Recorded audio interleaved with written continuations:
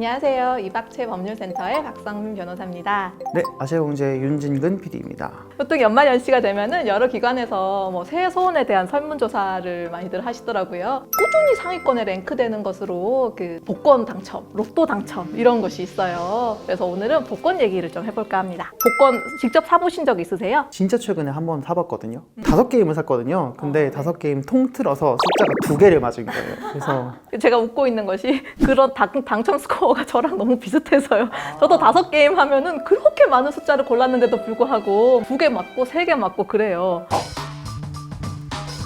인생 역전의 대명사로 이 로또 복권을 많이들 말씀하시는데요. 우리나라에서 최고액으로 과거에 당첨된 분은 2003년에 무려 407억이었어요. 407억이요? 한 네, 분이? 한 분이 받아가셨는데 407억 원이 당첨되셨어요. 이 정도 되니까 인생 역전의 대명사가 될 수 있는 것 같아요. 달콤하다 진짜. 네. 그런데 그때 이 407억 이렇게 나왔을 때 워낙 로또 광풍이 불어서 정부에서 그걸 2월 되는 횟수도 좀 줄이고 그리고 한 게임의 값을 2,000원에서 1,000원으로 낮추면서 이렇게 좀 사그라들었는데요. 그 이후에 2007년 이후에 점점 그래도 다시 반등이 돼서 2019년에는 4조 3천억 원 이상 판매되었고 2020년에는 그 이상이 될 것 같습니다. 아직 저희 통계는 안 나온 상태지만 상반기에만 2조 6천억이 넘었다고 하거든요. 4조 3천억에 팔렸다고 하면 한 게임이 1,000원이잖아요. 네. 그럼 몇 게임을 판 거야?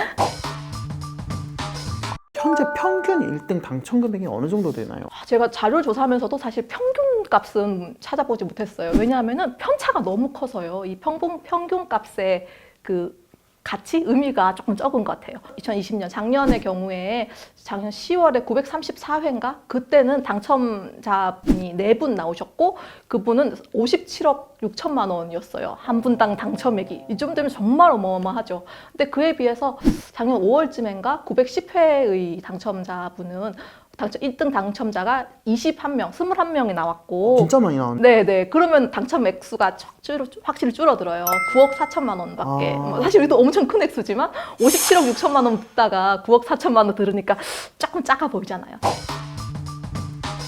만약에 이 로또에 당첨이 됐어요, 제가. 그러면은 그 금액을 전부 다 갖게 되나요? 아닙니다. 다들 한 번쯤은 들어보셨을 거예요. 제세 공과금 제외. 세금을 부과되는데요. 그게 로또같이 이렇게 우발적으로, 우연적으로 발생하는 소득에 대해서는 기타 소득세라는 항목이 적용돼요. 그리고 분리과세가 적용되기 때문에 당첨 금액에 따라서 세율이 달라집니다. 로또 기준으로 하면은 4등, 5등의 경우에는 5만 원, 5천 원 그런데요. 당첨 금액이. 그때는 세금이 없고요. 5만 원 초과해서 3억 원 이하일 경우에는 그 소득세 20%랑 주민세 2% 해서 22%의 세금이 부과되고 3억을 초과했던 높은 금액의 당첨 금액에 대해서는 30%의 소득세랑 3%의 주민세에서 33%의 세금이 부과되고 있어요. 그래서 사실 아까 9억 4천만 원 같은 경우에서 거기서 지금 3억 원 초과잖아요, 액수가. 그러니까 거기서 33%를 제하고 나면은 사실 생각보다 상당히 많은 부분이 없어지죠. 복권이 로또만 있는 게 아니잖아요. 다른 복권들도 굉장히 많은데 연금 복권이라는 걸 알고 있어요. 연금 복권 이름이 있어요. 연금 복권 520이었는데 재편됐습니다. 연금 복권 720 플러스로 1등 당첨 금액이 원래 520이었을 때는 매달 500만 원씩 20년간 지급한다는 거였는데 710으로 바뀌면서 매달 700만 원씩 20년간 지급한다는 걸로 지금 상향이 됐어요. 당첨 금액이. 700만 원씩 만 20년을 받으면 얼마가 되는 거죠?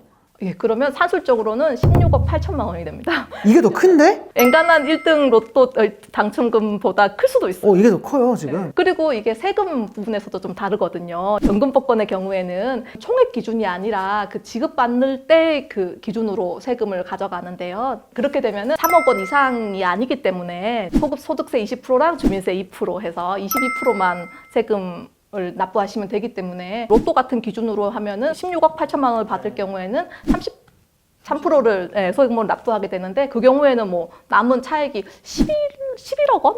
그 정도일 거예요. 그런데 연금 복권으로 하면은 22%만 납부하시면 되기 때문에 총액 기준으로 하면 13억 원이 넘거든요. 1억 5천만 원 이상 차이가 납니다. 실제로 이쪽이 더 이득이다. 예.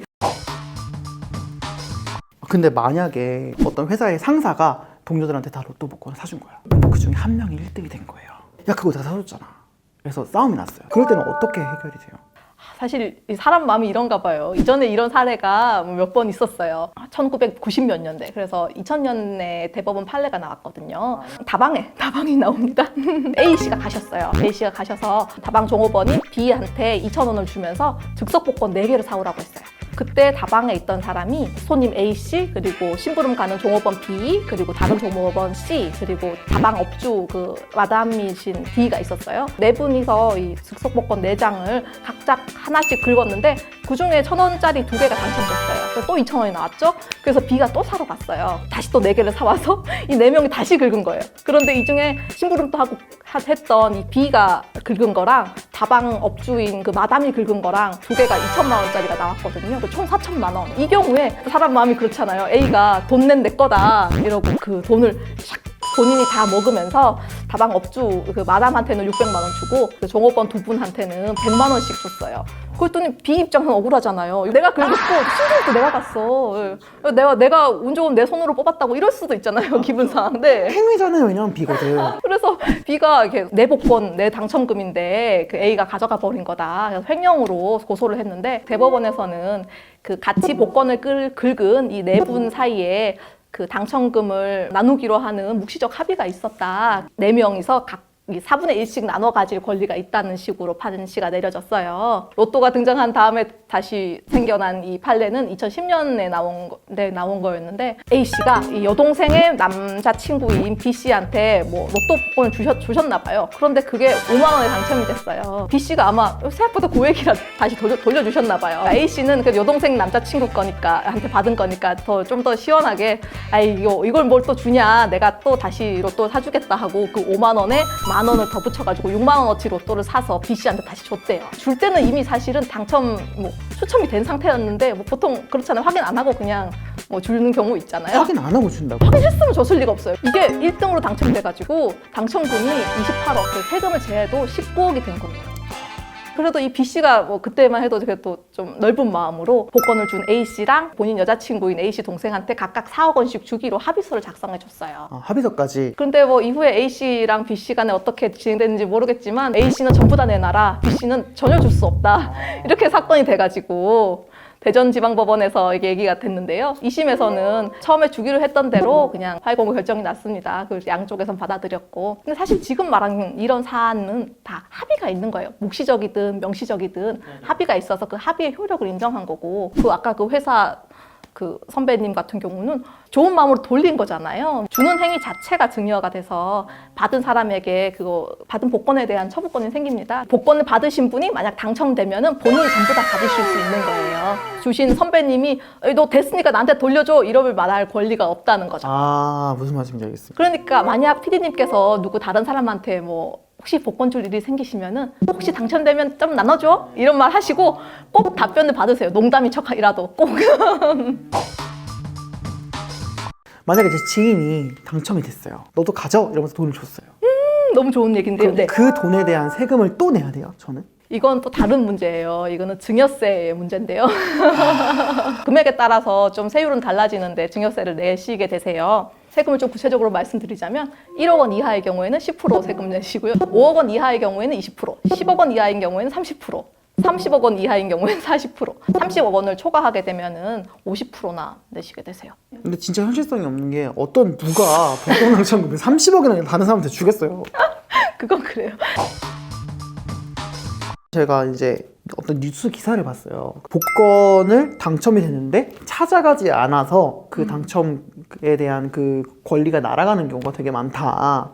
그럼 그 기한이 따로 있나요? 지급 기한이 정해져 있어요. 지급 개시일로부터 1년 내에 찾아가지 않으시면은 찾아가실 권리가 없어지고 그 찾아가지 않은 당첨금은 복권 기금으로 귀속되세요. 그러니까 꼭 찾아가셔야 합니다. 동행복권 홈페이지에 보면은 아직까지 그 기한이 조금밖에 안 남았는데 찾아가지 않은 복권에 대한 공고 같은 걸 하고 있거든요. 혹시 복권 사셨으면 한 번쯤 확인해 보세요. 혹시 모릅니다. 그리고 최근에는 그 인터넷 복권이 있잖아요. 인터넷 복권의 경우에는 로또 기준으로 4등, 5등의 경우에는 자동으로 그 예치금 계좌로 당첨금이 입금된다고 해요. 혹시 잘 챙기지 못하시는 분들은 인터넷 복권을 이용하셔도 좋을 것 같아요.